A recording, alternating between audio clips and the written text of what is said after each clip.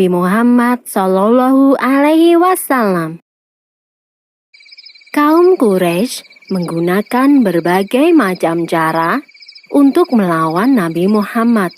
Al-Quran yang disampaikan oleh Nabi Muhammad mereka anggap sebagai syair biasa, sehingga mereka meminta pada Abu Sufyan bin Al-Haris untuk membuat syair tandingan.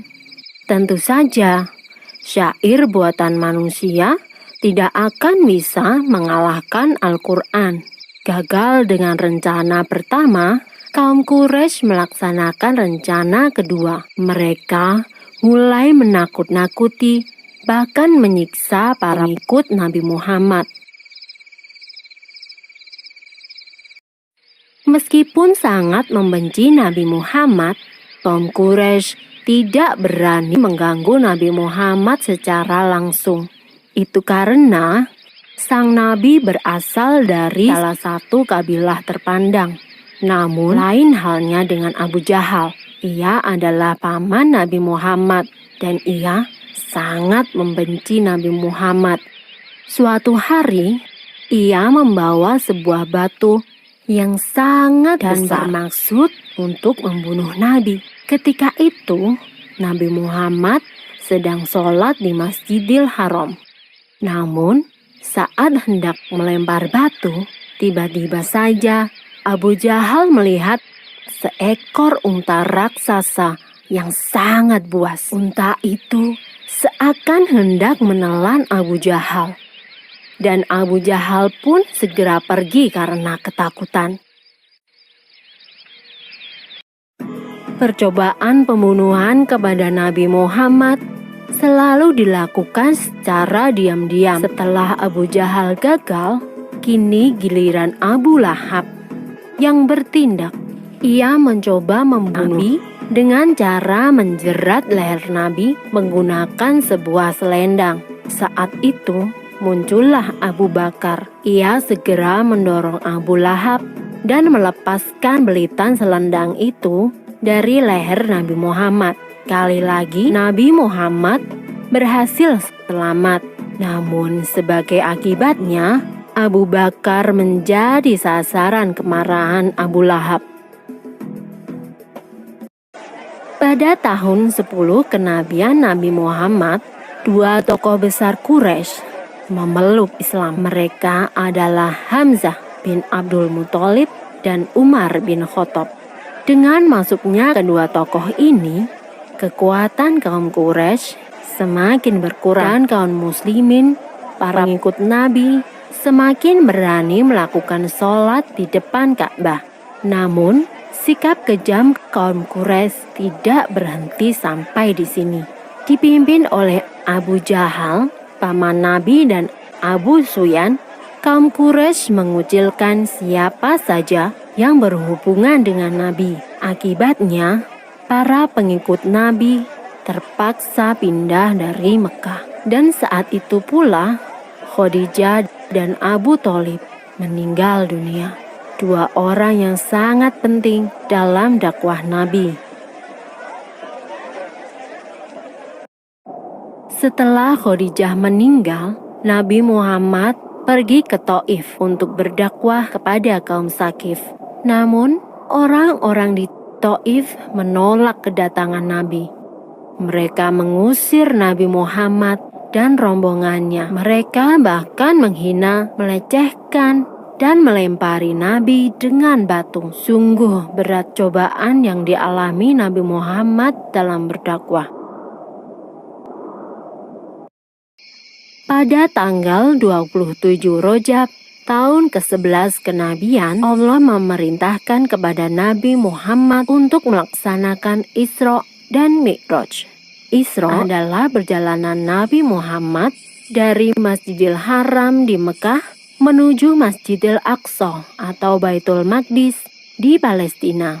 Sedangkan Mi'raj adalah perjalanan Nabi Muhammad dari Masjidil Aqsa ke langit ketujuh atau Sidratul Muntaha. Isra dan Mi'raj dilakukan selama waktu 1 malam saja. Dalam peristiwa ini, Nabi Muhammad menerima perintah untuk melaksanakan sholat 5 waktu. Peristiwa Isra Mi'raj Nabi Muhammad menjadi pukulan yang sangat besar bagi kaum kafir Quraisy dan juga kaum muslimin pengikut Nabi. Kaum Quraisy menjadikan peristiwa itu sebagai bahan olok-olokan dan menyebut Nabi Muhammad sebagai penipu dan pendusta. Mana mungkin bisa melakukan perjalanan dari Mekah ke Palestina hanya dalam waktu 1 malam. Ada beberapa pengikut Nabi yang terhasut oleh kaum Quraisy. Mereka menyatakan keluar dari Islam karena tidak percaya pada peristiwa Isra Mi'raj yang dialami oleh Nabi Muhammad. Keadaan kota Mekah tidak lagi aman bagi Nabi Muhammad. Beliau pun berencana untuk hijrah ke kota Yatsrib. Namun, rencana hijrah Nabi diketahui oleh kaum Quraisy. Mereka pun membentuk pasukan untuk membunuh Nabi sebelum ia berhasil hijrah ke Yatsrib. Dalam pelariannya, Nabi Muhammad dan para sahabat bersembunyi di Gua Sur. Allah berkehendak untuk menyelamatkan Nabi Muhammad. Dibuatnya sebuah sarang laba-laba di mulut gua dan sarang burung merpati yang sedang mengeram. Pasukan Quraisy berhenti di depan Gua Sur. Namun, mereka melewatkannya begitu saja.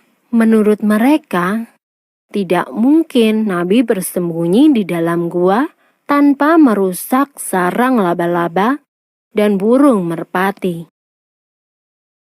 Nabi Muhammad tiba di Yatsrib dengan selamat. Kaum muslimin di kota ini menyatakan sanggup untuk melindungi Nabi Muhammad. Dan selanjutnya, kota Yatsrib berubah nama menjadi Madinah, yang artinya kota Nabi. Selama Nabi tinggal di Madinah, sempat terjadi beberapa peperangan melawan kaum Quraisy yang terus saja mengejar Nabi Muhammad. Namun, berkat perlindungan Allah, kaum muslimin di Madinah semakin kuat. 8 tahun setelah hijrah ke Madinah, Nabi Muhammad melakukan perjalanan pulang ke Mekah. Kali ini, Nabi Muhammad diiringi oleh para pengikutnya yang berjumlah 10.000 orang. Melihat banyaknya kaum muslimin yang menemani Nabi Muhammad, pemimpin Quraisy pada waktu itu, Abu Sufyan bin Harb, menemui Nabi Muhammad dan menyatakan diri masuk Islam. Setelah itu, hampir semua kaum Quraisy menyatakan diri masuk Islam. Dengan demikian, kota Mekah dapat ditaklukkan tanpa perlu ada peperangan dan pertumpahan darah. Setelah Mekah berhasil dikuasai tanpa peperangan, langkah pertama yang dilakukan oleh Nabi Muhammad adalah membersihkan Ka'bah dari berhala-berhala. Sebanyak 360 berhala disingkirkan dan dihancurkan. Tak lama kemudian, para pemimpin dari seluruh penjuru tanah Arab menyatakan diri untuk masuk Islam dan tunduk pada peraturan Islam. Orang-orang tiada henti menemui Nabi Muhammad dan menyatakan imannya. Peristiwa ini membuat Nabi Muhammad menyadari bahwa tugasnya hampir berakhir. Kemudian beliau beserta 100.000 kaum muslimin mengerjakan haji wada atau haji penghabisan. Ketika Nabi berada di padang Arafah, turunlah surat Al-Maidah ayat 3. Itulah wahyu terakhir yang diterima oleh Nabi Muhammad, dan pada tanggal 12 Rabiul Awal tahun Hijriah, Nabi Muhammad wafat. Pesan terakhir Nabi Muhammad adalah, Kutinggalkan untuk kamu dua perkara. Tidaklah kamu akan tersesat selama-lamanya selama kamu berpegang pada dua hal, yaitu Kitabullah atau Al-Quran dan Sunnah Rasulnya. Selesai. Wahyu terakhir yang diterima oleh Nabi Muhammad adalah surat Al-Ma'idah ayat 3. Pada hari ini telah kusempurnakan untuk kamu agamamu, dan telah kucukupkan kepadamu nikmatku, dan telah kuridhoi Islam menjadi agama bagimu.